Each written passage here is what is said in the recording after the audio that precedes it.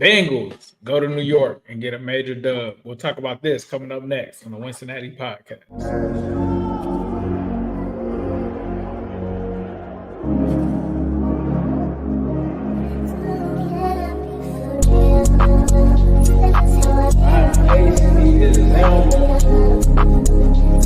It's an exciting time to be a Bengals fan.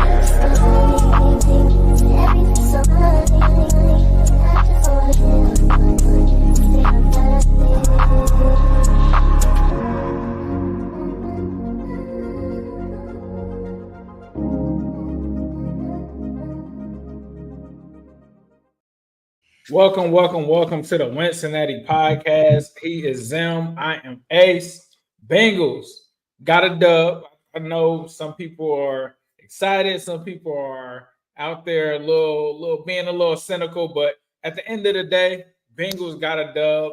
My partner, I know you don't like talking about yourself, bro, but everybody on Twitter seen the pictures, everything.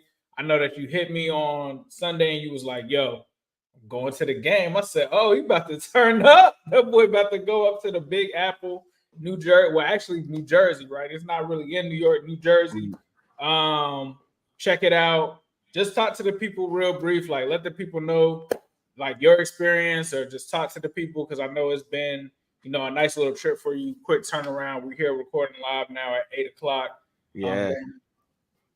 Well, I was going to say, before I get into that, it's good to have you back. Everybody, missed you on the show last week. I had to run a dolo. Ace made it out the hurricane alive, and here we are, people. We back. Oh, you right, bro. Because that was Wednesday. Yeah. Okay. The last time, yeah. So yeah, like, thankfully, shout out to everybody on Twitter, Instagram, text messages. Appreciate y'all for checking up on me. And fam, we're good. Luckily, we dodged a bullet. It was a lot of debris, it was crazy. Especially hearing those winds at like 3 o'clock in the morning. It was scary, but luckily, by God's grace, we dodged a bullet. There was a lot of debris that could have hit a lot of stuff in our house. Luckily, the roof was okay. Cars were okay. Everything was okay. Praying for those that were affected, though. Like, I did see a couple of trees and stuff down. It was really pretty bad. But shout out to God for looking out for us. We don't need any kind of hurricane support. I know some people are like, hey, can we send them some? We're good. Definitely send that to the people that are in need, though. But appreciate everybody, tapping in, checking in. Appreciate you for holding it down, bro. Because that was a crazy night. Yeah. I mean, stuff happens. We got to keep the tank rolling, and I rolled right on into the Big Apple. I actually was staying in Manhattan. So it's hard to find like a lot of hotels that are like right there at the stadium or close to it. So I definitely did a scenic route. It almost came back to bite me in the butt, though, because I was about to be a little late. I actually walked in right as the national anthem or whatever. So that was crazy. Wow. Shout out to our boy Malik. He held it down for me. He had his I don't know if that was his first time he did a suite there or whatever. But shout out to all his folks and everything there. They took good care of us over there. But that was a real good turnout and real good people. My man Joey Cook. There's a lot of people. Shout out to Bengals Gym. All of our friends of the show. That we all kind of linked up at that spot on some spur of the moment stuff for me. But trip wasn't bad at all. Got the dub. Good vibes, good everything. And then afterwards, I got Uzi here going viral right now with his picture. I feel like it's like 500,000. He got like 500,000 views on this picture now. Yeah. Right? And it's great. But you know what? Sometimes, I don't know, as a content creator, do you ever think this? Like, sometimes I don't do this as much as I used to. You remember when you first met me, I would have like real thought out long like posts and stuff like that. Right. Now with Twitter, you just kind of wing it a little bit. But that would sometimes, in any content creator tell you this, sometimes you'll post something that you think is about to go so crazy, and then nobody likes it. Don't. The thing that you think gonna go crazy. Me posting a joint with my son, or like, I met Joe too, but I just was like, this is a great moment for my son. And I almost didn't even post it, but me not even thinking nothing of it. I'm just like, this joint is going crazy. Like, this is crazy. Like, you know what I mean? I'm like, damn, I don't even want to really, post none of the other pictures, but shout out to the whole squad. I got a chance to talk to a friend of the show, Mike Hilton's on I think he on our intro, right? But yes, sir. I had a real good talk with him. I had a real good talk with a lot of players like right after the game. And I'll tell you, I was very worried about T in the game because on the sideline he kept on doing that, but he looked pretty good when I saw him, but you never know. But I thought the vibes afterwards, this what threw me off, and I was telling you this. Yeah, I have my thoughts on the offense, but walking out of there, I didn't feel like nobody. Nobody complaining. I didn't mean like the internet versus real life is very different. Right. Nobody complained in the whole 50 odd Bengals around me, and when we walked out, and whether it's Burrow's dad, his mom, or Chase, or all these different people like that, we were kind of talking about different things that didn't go right. But at no point was that I talked to anybody that was just like, I'm not satisfied with this win. Like, what? Well, the thing was, like if you're saying there, I guess it's because at the press conferences, bro, like Joe Burrow and Jamar Chase was like, they were kind of going in like, nah, this wasn't like we ready to get back. Like Jamar said something along the lines of, everybody was like, yeah, we won. And he was sitting over there like, nah, bro. No, that's not it. I mean, I didn't talk. I saw Jamar was like right there. You know what I mean? But I didn't talk to him. But I thought Joe was pretty upbeat, you know, like you know what I'm saying? Good. Remember, I told you, I said I'll take the whole fist bump. Like with Joe, I still don't think Joe Burrow's a real person. That's a whole nother, we'll say that for another story. But I thought the vibes on him, because I didn't see the hit. So I didn't, I thought he was doing really good for, it wasn't no concussion protocol type stuff. Yeah. Just out there kicking and chilling, talk to Ooze for a second. Like everything was good. I don't know. I don't know. Everybody, all the players that I saw, like directly after the game, mind you, they linking up with their family and friends. So you're not going to come out there like all like whatever. Oh, man. Yeah. Yeah, but I just didn't run into that. I know while we were watching the game, yes, I was very critical on a lot of different stuff, because I was telling you coming into this game, and I told a lot of people coming into this game, there's a difference between an offense being like elite and an offense being good. Like our offense is good, but to me coming into this game, go watch. I hate to say this. Go watch the Ravens play. If they don't score points, it feels like a miracle. It's like a miracle that they didn't score. And so last week I was talking about like some of the deficiencies of the offense, and people were like, yeah, well, I mean, bro, it's a top 5 offense. I'm like, they're not good in the red zone. They kind of struggle sometimes on third down, not really doing a lot to like, get Chase open like they were early in the, like, what I mean? It just wasn't clicking like that on this level of like, we're perfect to me. And I thought that showed, and we're going to get into the game. The Giants hadn't allowed anybody to score over 21 points all year. So a lot of people, my expectations for the game, I thought the Bengals would score, but I don't think I was thinking Burrow was going to go for 300 something yards either though. Mm-hmm. Yeah. So coming up, we'll talk about special teams. Of course, we'll talk about the defense, the offense, and then we'll go through the coaching. So we're going to go ahead and get into that with special teams coming up next. Hey, what's up, Bengals fans? It's Mike Hilton. I'm on the Wincinnati pod with Ace and Zim. All right, so special teams, man. We'll start it off there. I thought special teams, like in this type of game, was actually really good. I never thought that I would really talk about a punter, but you talk about Rehkow, did some things to help the Bengals with field position all game.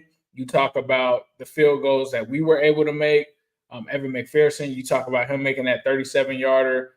You talk about the Giants kicker. Is he on waivers? Because like that boy missed 2 field goals. If I'm a Giants fan, I'm calling for his job. I don't know what. Somebody in the chat let us know what's the status on bro. I said that watching the game. I said, bro, he'd be out of there with us. Yeah, for sure. So from a punting standpoint, field goal standpoint, I was good. Punt return. I always find myself being a little nervous when Charlie Jones is returning. That feeling hasn't gone away yet. But overall, I thought special teams was pretty good in this game. What about you? I thought it was good. I thought Rehkow, the best part about Rehkow or I literally had a speech like a week ago, and I was like, man, I really do think that it's dope that we're getting, we have a real good punter, but I'm not trying to punt. Last night, that's a punter that was used as a weapon. Him and Tyson Anderson are forming an amazing duo where he really tracks down all the returners and he zeroes in on them. There was 2 of them. I couldn't believe the dude tried to return it. And Tyson Anderson is on your ass if you like try to return any of that stuff. And Rehkow, at no point did he like he had one that I thought they could have fielded and it went in for a touchback, but he always puts you inside the 20. He might get I think he gave him 2 or 3 inside the 10. So like, I mean, what more can you ask for? And in some games, you're not going to be hitting on all cylinders on offense. You better make them walk what we call walk the yard. You better make them walk the yard, the 90-something, yards. Speaking of another team, I watched them do that 2-3 times just on Sunday afternoon on their offense. But that's what I'm saying. Like, whatever. But the special teams was fire. I thought that was good. And you got a good look at looking at a Giants kicker and said, I'm so damn glad I have an Evan McPherson because that right there would have killed me. No, for sure. So moving on from that, shout out to our sponsor, BETUS. We appreciate them for sponsoring the show. If you didn't know, BETUS is where you can make some of those dope bets. If you do sign up, they have a bonus now that we're doing based off of the promo code YouTube. You enter that code, you're going to get 150% match on your first deposit, and then you're going to get 125% match on your next 2. So make sure that you guys tap in with BETUS, especially right now. You got Monday Night Football going on. You can get some live bets and stuff like that going on as well. And for our Wednesday play of the week, I can't remember or not if Zim did pick the 4, but if you did pick the 4, for the point spread, the Bengals did cover that with them ending up winning this game by 10 plus points on that one. I think when you were gone, I took the over on the points. You took the over on the points? Okay. Yeah, but I did because I just was like, our defense is so bad. but I did take the Bengals on the money line, and I think on the show that we had, I can't remember either. Somebody in the chat had to tell us. Can I say one more thing for the special teams? Charlie Jones, the answer will be Jermaine Burton. Healthy scratch, don't get it. All right. Nah, for sure. Yeah, the Jermaine Burton. Yeah, I'm just at this point, I'm kind of scratching my head when it comes to that. Bengals defense. Bengals defense was strong in this one. To me, the first matchup, and I kind of tweeted it out before the game, because I mean, with the hurricane and everything, like my mind was all over the place, to be honest. Like I didn't start getting back into the groove of things till about like Friday.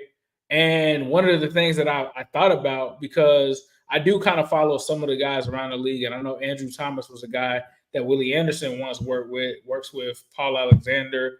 And so I remember seeing like around week 2, week 3, people were saying like Andrew Thomas, one of the best like left tackles. Somebody actually called him the best left tackle in the game. And like right before the game, I tweeted, I was like, Trey Hendrickson versus Andrew Thomas is must-see TV. Like it's been a lot of people talking about Trey, like, hey, we're going to need him to show up. We need him to show up against better competition, which I always felt that Trey Hendrickson shows up. However, he had went through kind of a little spell where he hadn't gotten sacks. I want to say the last game or 2. So this one, to see him go out and dominate against a guy like that was amazing to see. To see Sheldon Rankins back in the lineup, BJ Hill went crazy in this game. Like you could tell that he was going against his former team. He was playing with the extra pop. He's playing in front of his home crowd. So like BJ Hill was turned up. Like the impact that he had just on the Pratt interception was something to behold. And the other interesting thing was seeing Jordan Battle out there as much as we saw him. So the fact that the Bengals were looking into other things, and then I talked to you about DJ Turner with the pass breakup on 4th down. The way this defense bounced back in this game, I didn't even recognize them from the week prior. Like you said, going into the game, I could see why you would take the over, because the defense a week ago looked like they couldn't stop anybody. I mean, obviously no Malik Neighbors in there helps you out, but they still, just from a tackling standpoint, just from a technique standpoint, from a strategy standpoint, they seem to be playing better. They seem to be in place more. And to me, it seemed you talked about how you was talking to Mike Hilton and chopping it up. I know news broke that they had a players only meeting. And it seemed like, I don't know if it was just defensive based or what it was, but I know Mike Hilton was kind of the person that pulled that together. And to see that impact and to see him back on the field, right? Like Mike Hilton means a lot to this defense. Like I know that we talk about Trey Hendrickson all the time. I feel like the forgotten person, the forgotten important part of that defense is Mike Hilton. Like Mike Hilton can do a lot of different things. He can come off the edge with a blitz. He can, drop back in coverage. He can make tackles on guys that are, taller and way heavier than him. And he's a playmaker. That's just what he is. Like he's a playmaker. I know you've talked about it. Like on the low, Mike Hilton should be one of the guys that you want to extend now, right? Like to make sure, because he's kind of one of those core foundational people on this defense. And so the defense, I think, really stepped it up last night. They did their thing. And I think that they were the bright spot. Not that there's no bright spots in the win, but I think that they were the brightest spot in the win from a coaching standpoint and from a player standpoint. I think they executed the game plan. What were your thoughts, partner, on the defense? I thought the defense came the ball. I think everybody coming into that game was a little bit nervous because of Daniel Jones. His weapons are not trash either. Like Wan'Dale, like we all play fantasy football. Wan'Dale Robinson, Slayton. I know Neighbors was out. But you got Bellinger, you had some guys out there. He just Tyrone Tracy. A lot of people were sleep on him, but if you watch through the draft, he was like a notable running back. Bro, they have some weapons that I think they're not slouches. Jalen Hyatt is still there too. I mean, a lot of people were pretty high on him. I just thought that throughout BJ Hill coming into this game, he was the fifth most double team defender in the National Football League, largely because Sheldon Rankins and company had been out. He'd been getting double teamed 62% of the time.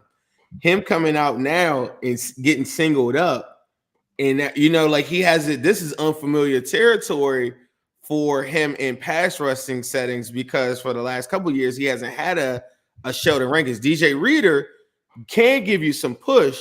But Sheldon Rankins was moving out a spin move when they were in the goal line and stuff like that. He did some things in the interior. And then McKinley Jackson, he surprised me too because he was giving him a little rush. I don't really remember Chris Jenkins in the game that much, but I will say up front, I just thought that they looked really solid. Mike Hilton not playing in the Ravens game last week is tragic. Like a lot of people, like as Bengal fans, I like that we don't talk about our injuries because every time we play somebody else, that's the first thing that they do. But Sheldon Rankins and Mike Hilton not playing in that game was major. And I thought it showed because they made it very uncomfortable.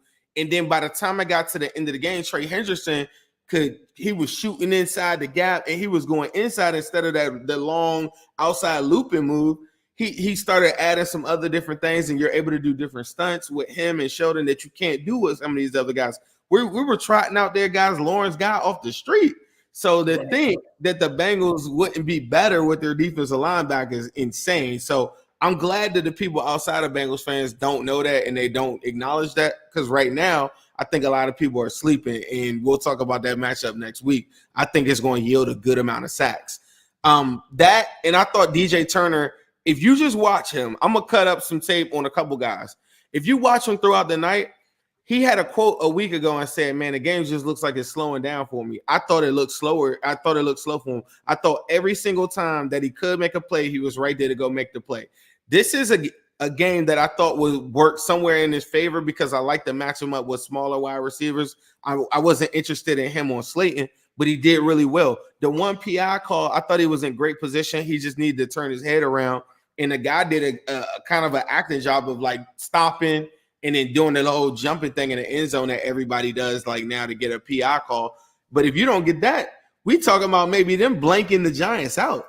And Daniel Jones coming into the game had been playing pretty damn good. I don't think Daniel Jones is a top quarterback by any stretch. But coming into the game, he had been playing good football. I will say that I did tell on another show, I think, I was saying that Daniel Jones' primetime record might be worse than Andy Dalton. He has one primetime victory, and at home, the Giants were averaging 10.5 points a game. So I did have that in the back of my mind a little bit, but he had been playing well. The defense shut all that down. A lot of people said the defense got to get on board.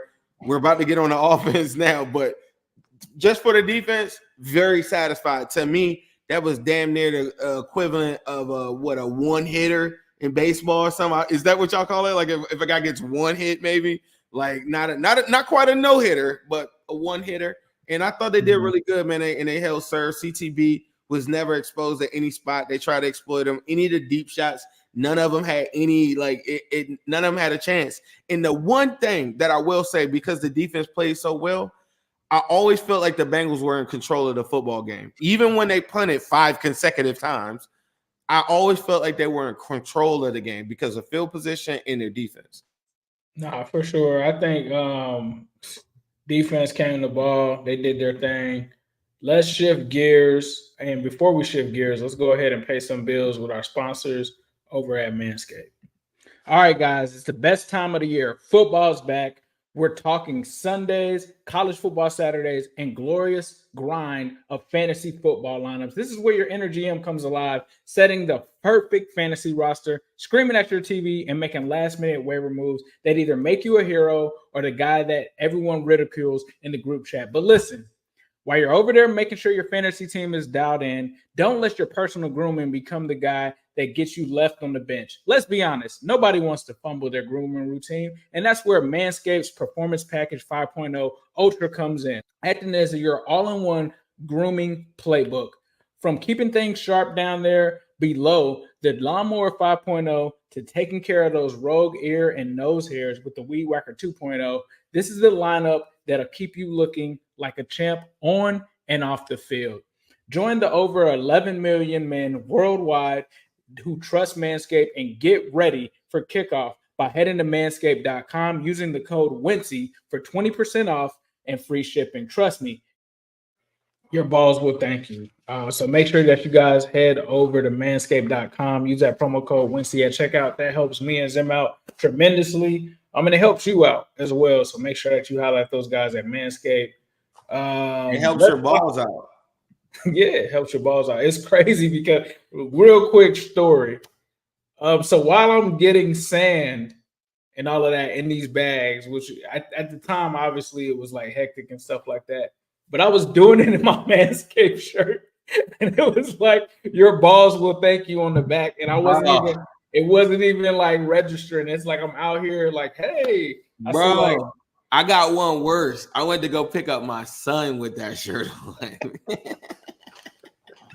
It's like you forget that you have it on. It's like, oh, okay, yeah, I cannot wear this everywhere, but they got some dope merch. But yeah, it was a little awkward, trying to get the sandbags in with this old lady, and she's reading my shirt, and it's like, yeah. But shout out to Manscaped, man. But yeah, let's kick it over to the offense. That's where a lot of, you kind of talked about the tweets and stuff last night. I know I had some tweets last night. The offense was going off. I'm a little behind. I'm a little behind. Like, bro, the way the game started, because I'm at the crib, my family's like sitting there. It's like, all right, we about to turn up. Joe out the gate with the 47, like in my head. I'm like, oh, we about to go crazy on these boys. Like, Joe's running, like you just let him get the 47-yarder. So I'm like, we ain't even get into our bag yet. We still can go to chase. We still can do this and that. And then like pretty much we flatline. And I'm like, bro, like where is 5 straight punts? 5 straight punts. I'm like, just last week, T. Higgins and Jamar Chase were literally unstoppable. And I'm like, this secondary isn't as good as the Ravens. Like, no disrespect to them. I respected their defensive line. I think it is. I think that's one thing that got lost in the sauce. The Giants were a top 10 defense coming into the game. And remember they played the Commanders, and the Commanders didn't score a touchdown on them. And Commanders score on everybody. I do remember that. But when I was looking at the splits right before, like they were pretty much, when I was looking at it, let me see, they were 27th in scoring defense, They were 27th in red zone defense. They were, like you said, 11th in total defense. But I was just thinking, like, bro, we're gonna be able to do some things against these boys. And like you said, I did peep though that they were at the top of the league in sacks, and so yes, I expected it to neutralize us somewhat, yeah. but not like 17 points. I still saw us scoring like 27, 28. Like I didn't see 30 piece, but I ain't gonna lie, I did kind of see 30 piece when Joe came out there. I ain't gonna hold you. You know what's the thing that I always said? I said, why the ops always telling us like their strategy before the season? Y'all gotta go back in y'all memory banks. Let's rewind real quick. What was the strategy that the ops had for Joe Burrow this all season? They didn't have one. All they talked about is Joe Burrow being hurt in his wrist. The only way to stop Joe Burrow from putting 300 on you is interior pressure. But see, they never talk about that. The Giants came in there leading the NFL in sacks. The other thing is, though, they did get a lot of them sacks from the Browns game and the Seahawks game. So I was like, well, maybe it's not that crazy. As soon as the game started and he got that run, I didn't like the sequence of plays beforehand. I was like you. I'm thinking that they're going to score maybe like 24, but early on, Dexter Lawrence and them, they was running like these Texas stunts and stuff early on. And I said, bro, they're making memes trying to communicate. They're making like all this stuff. I'm like, I don't like this. Like, I thought we were going to win. Like I said, I thought we had full control, but I just did not feel as confident about them scoring. I thought that run was just improv. Like, I wanted them to strategically come out there and say, these are our set plays and we're going to march down the field. And to me, you didn't really see that because the pressure. I thought Burrow got hit more yesterday. Somebody could probably prove me wrong, but I thought he got hit yesterday more than he has in any game in this whole entire season. He even said in his press conference, I don't know if you got a chance to watch it, but he even said he got happy feet. Like he got happy feet in the game because it was so much pressure, and he was like he had to calm down and like adjust in the second half because he was just. And I'm gonna be honest, like I think that's probably the worst game that the offensive line had. However, I do think one of the sacks probably could have been on Burrow. So if you're talking about going against one of the best D lines in football, only really giving up like 3 sacks, I don't know if that's really that bad, right? Because they're just a good defensive line. But I agree with you. Like they were confusing Amarius Mims. The first one though, I believe the first one was Orlando Brown Jr. And I was like, if he's getting beat.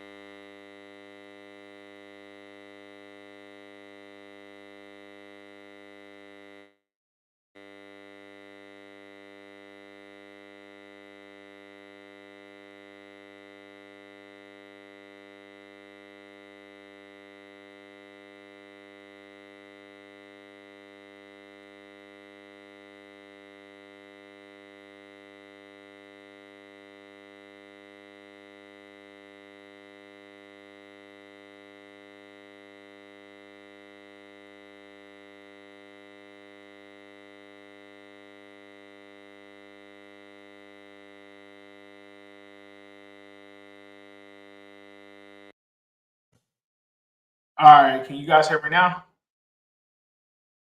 Let me know, thumbs up in the chat. We were cooking. I don't know what's going on. You guys can hear me now? All right, cool. All right, bet. Yep, sorry about that, guys. I had to switch my mic. I don't know what happened. I guess we cooked the Giants so much that they had to cook the mic. But what I was saying is when it came to certain things in the game, in terms of the offense, it was a lot of struggling, man. I think like looking at it, you saw Zach Taylor and some of the calls were questionable. I think that's why there was a lot of frustration. Now I was telling them earlier, like the feel for the game, especially coming off of the Ravens game, it was frustrating because it's like you're looking at some of the same mistakes that were being made, the run calls on like 2nd and long and draw plays. Like at one point I was like, bro, if I see another draw play on 2nd and long, I'm gonna lose my mind. And then he ran it. I mean, to me, it just seemed like the defense was playing so well that the offense just wasn't upholding their end of the bargain and doing what they needed to do to keep the pressure off of the defense. And I was just sitting there like, hey, there's going to be one moment where if we're not careful, especially once the Giants started running the ball, like they could be back in this ball game. So that's what was frustrating to me is I've got these players, Jamar Chase, he's only got 4 targets in the 4th quarter. Like in my mind, it's like we're not taking advantage of these opportunities that our defense is giving us. And they balled out. They played amazing. And that was really my only frustration when it came down to it is, bro, what's the game plan? Like, where are these play calls that you're calling right now? Like, what are we doing? Like, I didn't see Jamar Chase in the backfield until late in the game, which I was happy with. But all these players, luckily T was making when he was called, he was coming through making his thing. So T, 7 receptions, 77 yards, did his thing. Jamar did his thing. I thought Zach Moss really struggled in this game, and I know people are going to be like, "You just love Mixon." Like, nah, I'm just keeping it a buck. He really struggled in this game. You know, pickups and stuff. And I thought Chase Brown was the guy. And the funny thing is, we kind of talked about that going into the season, and I'm like, bro, Chase Brown is RB1 for me. And this was the first game, when you look at the snap counts, where Chase Brown actually stepped in to the RB1 mode, the RB1 role, and ends up kind of clinching the game for them. So I think it was just the fact that Bengals just dropped 38 a week ago. That was just in my head. Like I've always just kind of looked at this as an offensive team. And so when the offense didn't deliver like I expected, it was frustrating. But at the end of the day, a dub is a dub. Like I can be upset about the offense, but I will say we cannot look like that next week. Not at all. I don't think they will. I think they'll go back to the film and figure some stuff out. But I think one of the things that affected the offense, and I think when me and Zim saw earlier, you kind of said this, that pass rush just really kind of affected the offense in a way that we haven't seen. Now, there were some things that were frustrating to see, like Mike Gesicki being trusted to go one-on-one with Brian Burns. I don't know who scripted that up. But, at this day and age with things that you see in the NFL, it's frustrating because you kind of see the guys like Mike McDaniel. You kind of see the guys like, I don't know, Sean Payton and these guys out there, Andy Reid, whoever you like, the Shanahans or the 49ers, they scheme these guys so open and it seems so easy that you expect a team with this many weapons for it to be this easy and not be a struggle. And I think that's what the issue is we finally got to a point, 3 30-point games in a row. So I'm like, we're good. Like all of those inconsistencies in the past, like that's it. And then we run into this. And I think that's what the real issue has been is the offense is so volatile. Like it's like up, then it's down. And I feel like it was up for 3 games. And then it just came crashing down in this game. And people didn't really have answers as to why. It was just kind of weird. It was just a weird game. I feel like I have really, really high hopes for the offense. I actually hold the offense to a higher standard. I think that the offense has the capabilities of being the very best offense in the National Football League. But there are some things that we do know. We know that Zach Taylor, his feel for the game in certain spots is always going to be a little shaky. We're going to run into games where Jamar Chase isn't going to get the correct target share for whatever reason. They're going to have an efficient run game at times, but it works off of the pass. So a lot of teams are working their run. They're working their run off of the play, the opposite ways where, they're just passing just to back people up so that they can run. The Bengals want to pass and they're not making any, whatever. That's why the whole Mixon thing came up again today. And I'm like, people get so mad that you bring up Mixon's name. it's a hot topic for a lot of people that I don't think people are understanding. Mixon is one of the best running backs that the Bengals have ever had. But a lot of people are letting their ego get in the way of how people are talking about him. Like, you're allowed to talk about Joe Mixon. It's not Beetlejuice. Like, if you say his name 3 times, he's not going to pop out of some damn box or something crazy. Like, it's okay to talk about him. They do it to Jesse Bates every week, and nobody has a problem with it. But when you bring up Mixon's name, it's like, how dare you bring him up? He's on a different team now. And I'm like, me personally, I do feel like Chase Brown, and that's the other crazy thing. I get labeled as this Mixon lover dude or whatever, right? I think that because the Bengals' unwillingness to run, I do think Chase Brown and Zach Moss is probably a better answer for that. But nobody ever asked me that. They always just assume that I'm going to be like, yeah, you want Mixon. But I thought that Chase Brown in this game was ineffective. And I thought a lot of those games, for the most part, anytime that they ran between the we kind of talked about it earlier, right? Like, let's just be real. Zach Moss, 1 point, however many yards per carry in this game. And we kind of talked about it.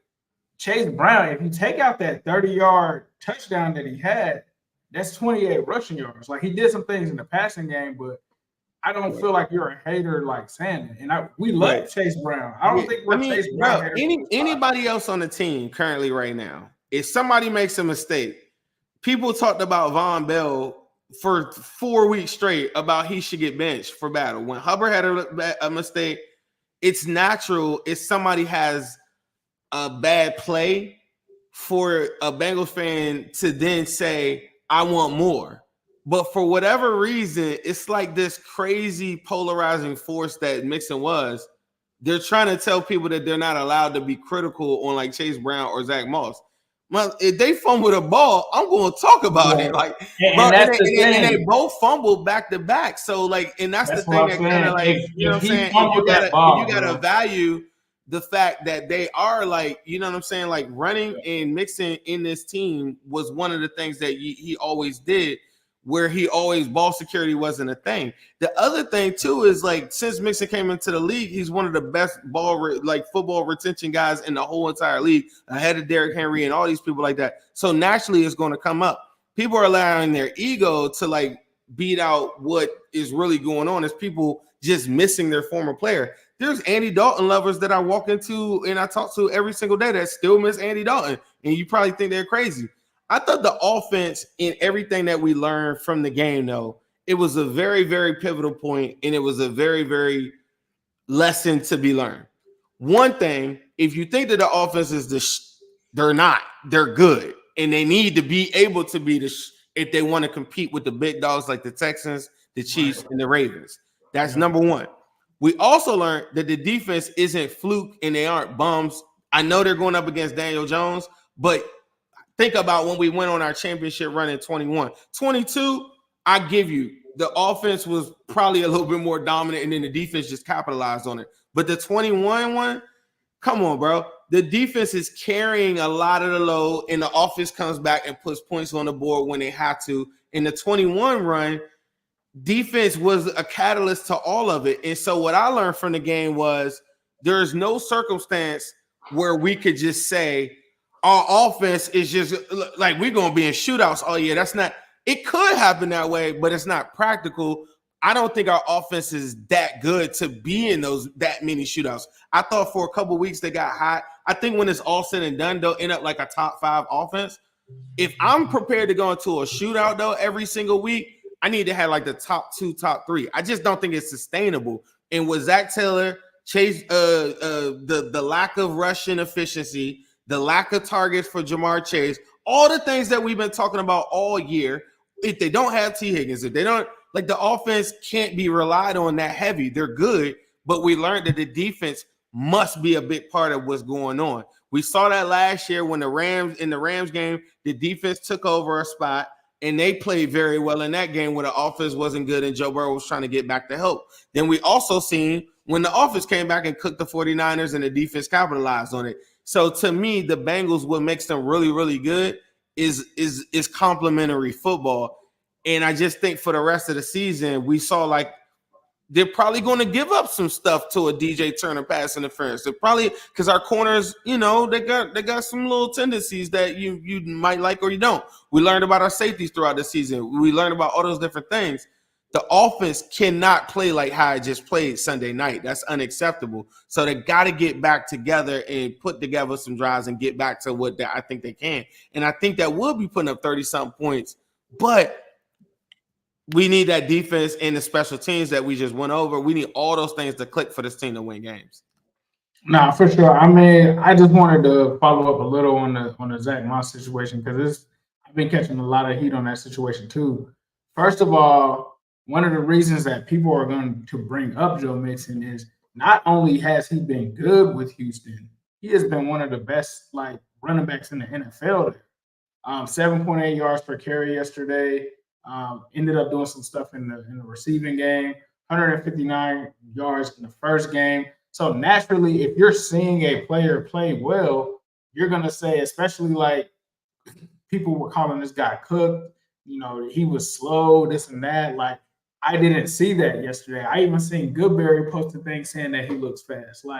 So for me, the issue for me wasn't even about Chase Brown. I see a lot of people trying to move it to the Chase Brown thing, and that was never the argument for me in the summer. That was never the argument at all because I was one of the only people up here campaigning for Chase Brown to be RB1. People were saying Zach Moss was RB1. People were saying that he was better than Joe Mixon. And here's the other thing, too. Even when I brought up yesterday, hey, Zach Moss hasn't been as good as Joe Mixon.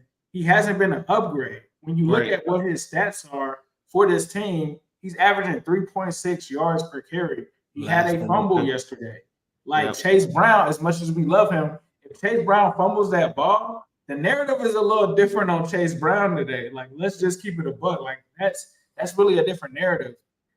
The thing that people sold me on with Zach Moss is, his pass blocking is way better, bro. He's an upgrade in it. So I was shocked to go on Pro Football Focus and see that his pass block grade was a 54. So what are we talking it's okay to take an L on something. I'm not saying that Joe Mixon would have been better for this offense, but to me, Mixon and Chase Brown would have been nuts.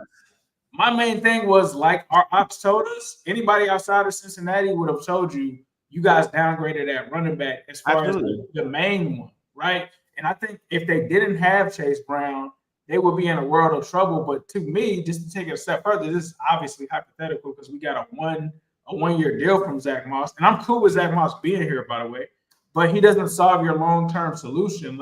If you were to have someone, and I think you talked about this guy in the offseason, Braylon Allen. So let's take Joe Mixon out of it. Let's just say you have Braylon Allen here with Chase Brown. Yeah, that's probably a more dynamic duo for what the Bengals are looking for. You don't have to hype one guy because you didn't like the other guy. That was my only issue. That's what's going on, and I hope that somebody that does this understands this. There are players that came before me that I probably won't be as passionate about, like a Tim Crumride. I wasn't old enough to really remember it, as great as he might be.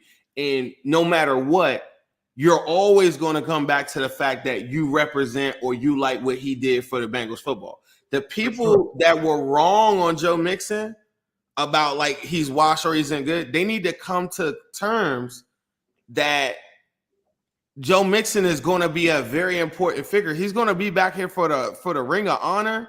Joe Mixon is going to be a big part of he's the second leading Bengals rusher of all time. People that think that his name isn't going to pop up again are completely nuts.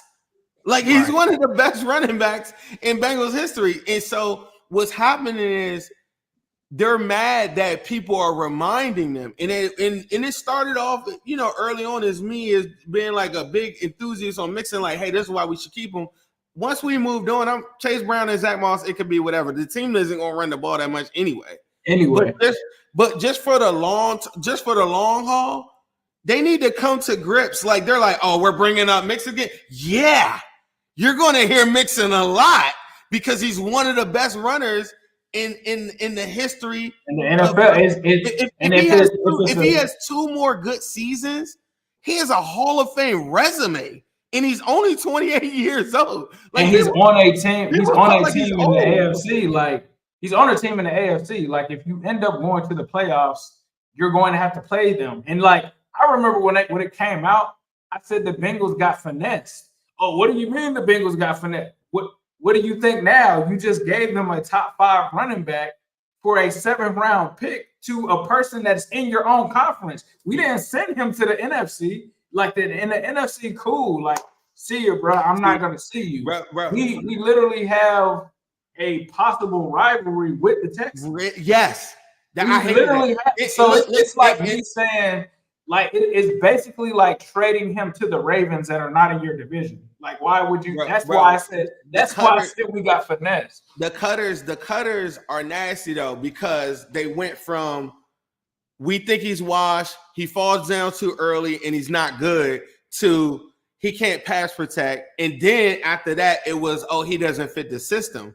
But this is the problem that I have with the current system right now. The Bengals at 1-4 were willing to roll out, and I feel like they messed up Chris Evans' career. Like, I think that Chris Evans, I feel like Chris Evans could have been like something, like not on the bench. And so they're doing the same thing with Burton right now, right? But check this out. So the Bengals is 1-4, and then they roll back out Trent Irwin, who we just witnessed be a bum and not play well.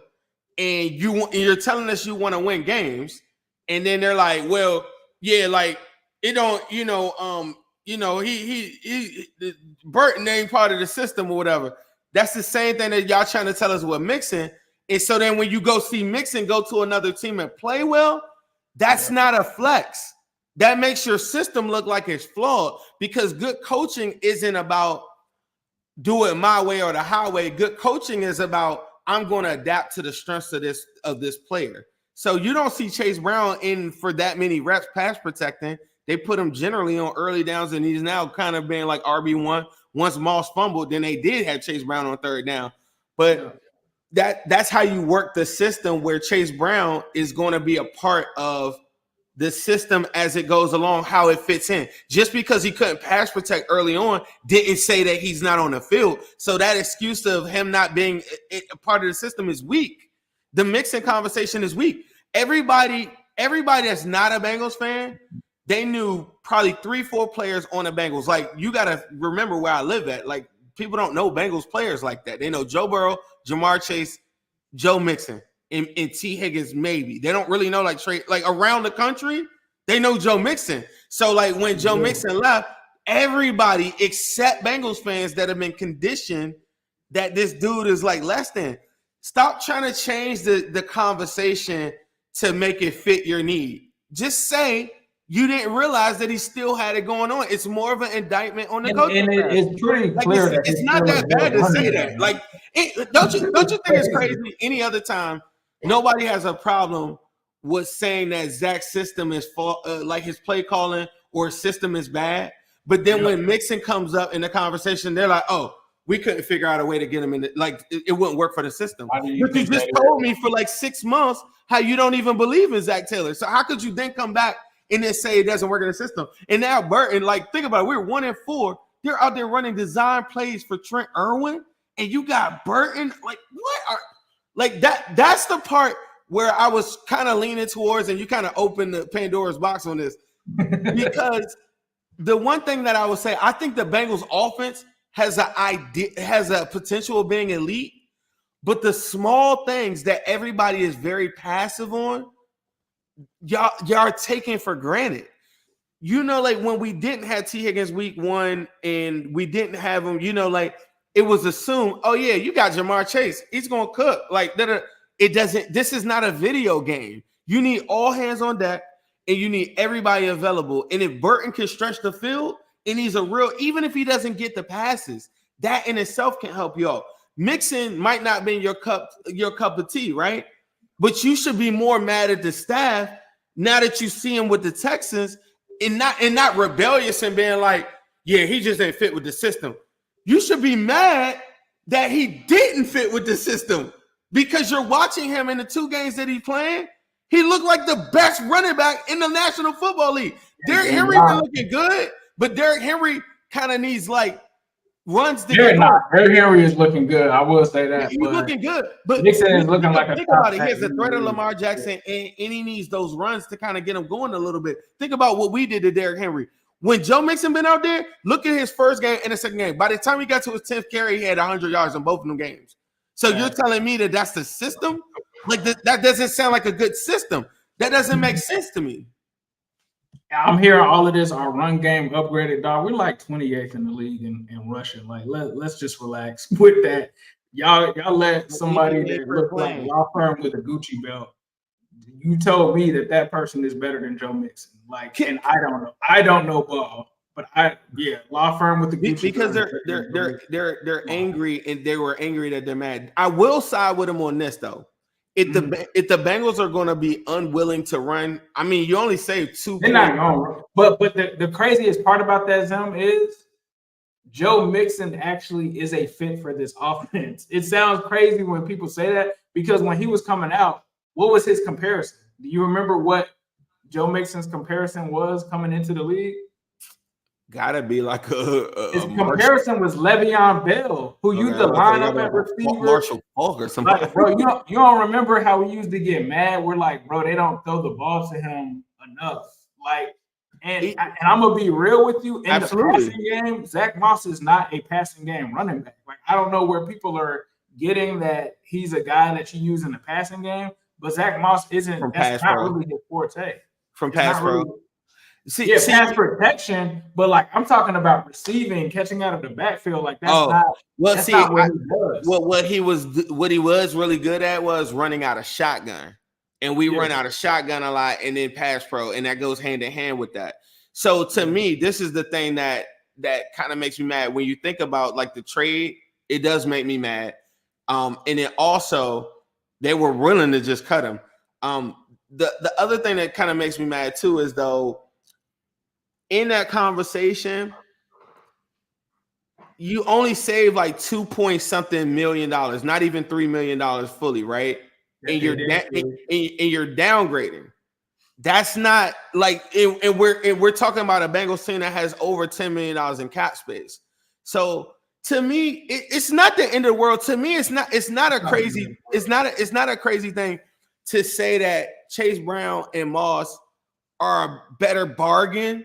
That's not crazy to me, but to say that you're better when you're watching the other guy that you groomed and you had in your whole entire system go and be light years way better than all of them, to me is kind of crazy. But to me, that just goes from the original Mixon cutters just changing. Like whenever I would cook an argument, like you talk about the receiving, go look at the receiving yards from all-purpose running backs in the National Football League since Joe Mixon came into the league. He's third, only behind CMC and Kamara. Go look at his rushing yards. It's above Chubb. It's above whoever you want. He's top 5 in every category since he came in the league. But they were trying to make it feel like whatever. And I paid attention to his all-purpose yards because of his receiving abilities. He had more catches in the 2022 season than Tyler Boyd did. He had 60 and Tyler Boyd had 57. So like this concept that he doesn't work in the system was it's just the argument that they lost and then they just go to a new one. Like just say you don't. I've always said just say you don't like him. Like just say you don't. And the other thing is, you look even crazier standing on it right now. So it's like, okay, if you want to do that, that's cool. But the other thing that I'll say is let's just take the performance, scheme fit, all of that out of it. Joe Mixon was one of the leaders of the locker room. They are having a leader of the locker room crisis right now. The funniest thing is, and this doesn't even have to do with Mixon, but one of the friends of the show, our fans of our show, sent me something on Instagram, and he was like, I think about this interview y'all did like a lot. And it was the interview that we did with Mike Daniels. And Mike Daniels is breaking down how a lot of the leaders within the locker room were no longer there, and they needed somebody to step up and kind of talk and do these things because they have younger players that aren't used to those roles. Well, Joe Mixon was one of those guys, like him or not, that was one of the leaders in the locker room. And with the offense and these guys going through the trials and tribulations, I'm sure that they have the leaders in place now. but that voice not being there. See, really, I don't know. Really See, I think they have a lot of guys right now that lead by example. I don't think that they have really vocal leaders. The more vocal one would be somebody like Sheldon Rankins, but he was injured. So what you going to tell me? Like, if I'm in the locker room, what you going to tell me, OG, and you sitting there injured? You're not even playing. You're not even in the battlefield with us. So, like, you got to think of the guys that's more more vocal. I think Chris Jenkins will be one of those leaders. I think Pratt could probably be one of those leaders. Mike Hilton, who I'm like, yeah, extend him at least one more year. People take a lot of the details and the small things on this team for granted. And to me, that's what the Mixon conversation is. I do think that the running backs over time will be okay. But the other thing is this. Jerry just said this in the comments too. How come when Mixon's name comes up, everybody gets angry? But those same people are the same people that talk about Jesse Bates ad nauseum. They tell you, they remind me when we go to spaces, they remind you about Jesse Bates two times a week. And they wanted to trade him.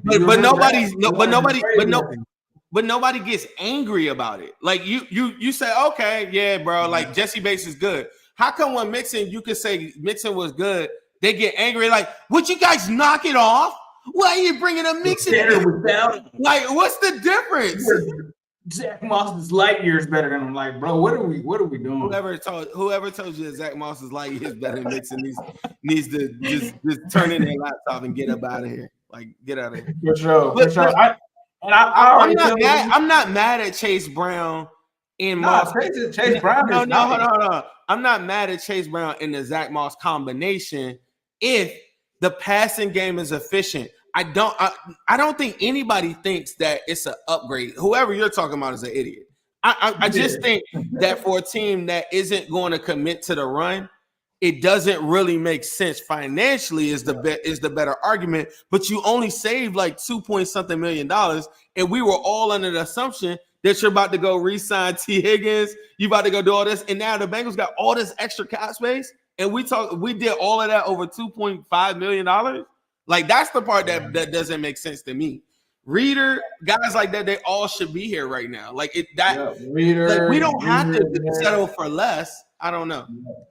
And it's crazy. It don't just apply to Mixon to me. Like you said, Jesse Bates, I've seen people do it with that.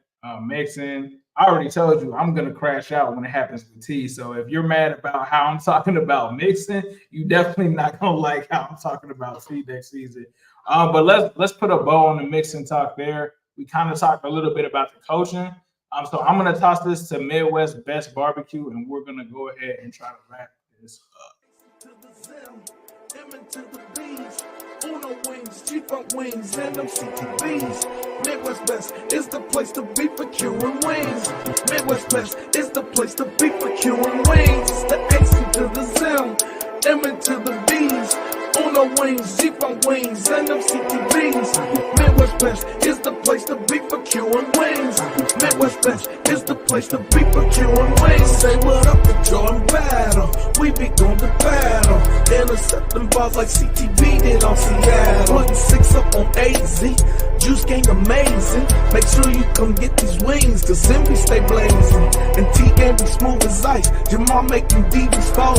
TV got big levels, and now you already know. It's so pretty for Uno wings. Cam got the new wings. We call them CTBs. Only at MBs. H to the Zim. M to the B's. Shout out Midwest Best Barbecue, 669 Justice Court in Loveland, Ohio. Make sure you stop in and let them know Hastings Zim sent you. Go get that Q and wings. Them brisket fries are a must. They are a must. You got to go and make sure you check them out. What he said, say what up to Jordan Battle. We be going to battle.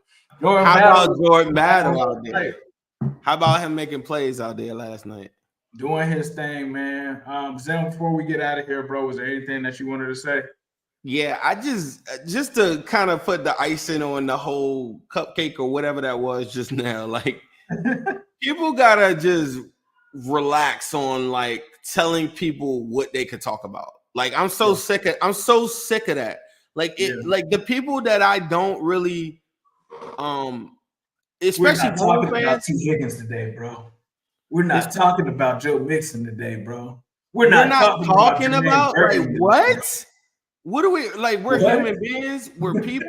We like players, and you might want to share some information. If somebody has information on why they think Zach Moss is better than Joe Mixon, you can tell me about it. I want my draft today, bro.